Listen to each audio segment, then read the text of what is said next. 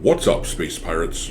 This is your Admiral, the Dread Pirate Doctor Disaster, and we all know there's a huge gap in the video game market for angry girl boss characters being the most powerful thing ever in their universe. After all, look at how well Forspoken sold, am I right? Sarcasm is like a second language to me, so I'm right there with you. Yeah, obviously I'm kidding. People are getting absolutely sick and tired of this girl boss trope, which brings me to this game here, Echoes of the End, which comes out in just a few weeks. It is being published by Deep Silver, the company that acquired Volition and pushed them into making the absolute turd of a game that was the Saints Row reboot.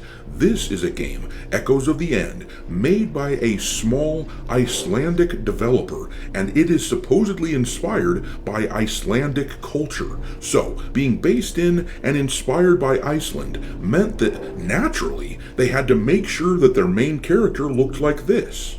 Dude, I don't get it. I don't get it either. Look, I understand that the game doesn't portray what is supposed to be actually Iceland, so sure, they can have a character look like whatever they want it to look like in their fantasy universe, but this is shitty marketing. I gotta say, I am completely fatigued with this sort of design. The constantly pissed off girl boss is just so played out. Look at this clip. You can't! Listen to me! Stop! Please! You're bringing this whole place down all around us! Just listen to me! Or just keep going. I'm sure this is a great big misunderstanding. Who are you, old man? Why are you here? Loud noises! I just don't think people are going to vibe with this character at all. If you want to make a main character in a video game, someone that we have to play as and look at for hours on end, they either need to be a heroic, masculine dude that the player can imagine themselves as, or they need to be a good-looking female, and this right here does not fit the mold. She's not blatantly ugly or anything, at least she isn't this thing from South of Midnight. She just reminds me of the character design from Forspoken. Bland, meant to appeal to girl gamers, and that's fine, but a lot of us just aren't gonna be interested. With gameplay that looks kinda reminiscent of Heavenly Sword, you'd think they'd go with a character design like that to bring in the hordes of male gamers, but instead, the male gaming crowd will see this and go, What the hell am I looking at?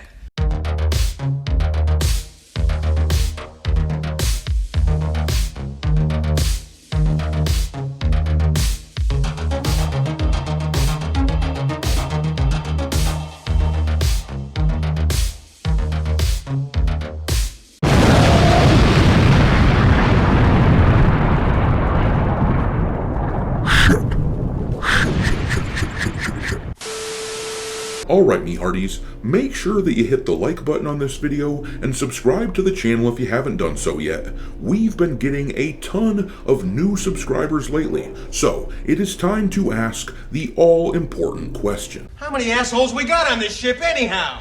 Yo! We have now reached 140,000 space pirate a-holes in this Buccaneer crew, and as is customary on the channel, with every 1,000 subscribers, I add a new ship to the fleet for the new guys to sail in. This time, one of you recommended the Quinjet from the Marvel Universe, which can be seen back here. If any of you have suggestions for future ships to add to the fleet, drop them into the comment section, and I will put them on my long list. Super chats get bumped to the top of the list, along with the other super chats. And also, for your reference, I added an alphabetical list of the ships already in the fleet to the description of this video, but in any event, I appreciate everyone for being here, and I will do my best to continue to earn your viewership. I knew it. I'm surrounded by assholes. But let's take a look at Echoes of the End here. I've got the gameplay from the game playing in the background, and my first impression is that it is clunky looking. clunky as hell. I would say clumsy and kinda slow, exactly what you would expect from a AA studio like this one. I mean, kudos to them for actually showing gameplay. Too many games refuse to do that in trailers these days, even when they make a dedicated gameplay trailer. Too often they show us a cleaned up and idealized look at their game, which doesn't represent what it actually plays like. They don't risk showing the blemishes. So once again, kudos to these guys for letting us see what it looks like, but this kinda reminds me of a clumsy and less exciting version of something like Heavenly Sword, and the character design sure as hell is not an upgrade. This gameplay trailer for the game released a few days ago, and it got a decent amount of views for a AA studio. As you can see here, the PlayStation version of the trailer is currently at just under 160,000 views.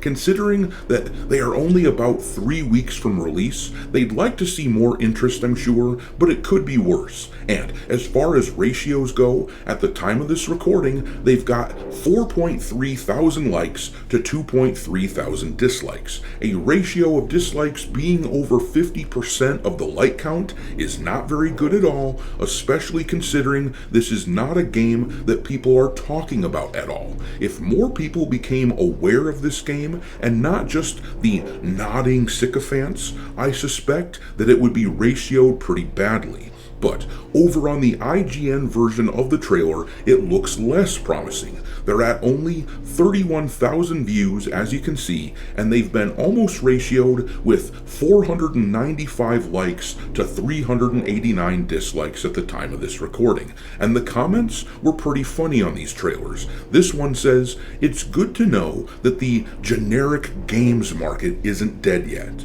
Ah yes, Woman with a Sword, coming out in 2025, is very original. And yes, the game just looks generic and blah. Maybe it will sell. I'm not going to call it completely doomed, because apparently the game is only $40 and it comes from a AA studio. And the people over at Sandfall have raised awareness on AA games with Claire Obscure Expedition 33 kicking so much ass. People have become a little bit enamored of the idea of the AA studio this year. I think there will be a chunk of people who try this out simply because it is AA and it is cheap, and we all like the story of an underdog doing well. But once again, this is subpar marketing. If they had designed a character that appeals to the male gaming crowd, this would likely have more legs, so to speak. But instead of the male gamers, they decided to pander to the modern audience. I mean, if you're a developer and you decide that you aren't going to polish your game any better than the gameplay that we see with this turd, then you'd think you would at least do something like the first Ascendant did.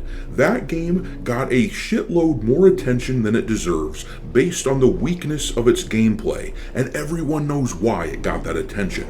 They steered right into the attractive female character design and got people interested in at least giving their free-to-play game a try. But I'm just not sure what they're going for with Echoes of the End. Every character design, you have to think of it as a marketing opportunity, and this makes me think that this game must have first been designed a long time ago, when these studios were still under the impression that this type of character was popular. And when I look into it, it turns out that this game has been in development since 2016. It was originally meant to be a PS4 exclusive. Now it's being released on all the platforms, but this gameplay that we are seeing, it seems all the more sad knowing that it has taken this long to make this game. But it does explain why the character looks like this. They would have designed her during the end of the 2010s when woke shit was ascending. The more I learn about this game, the less interested I become.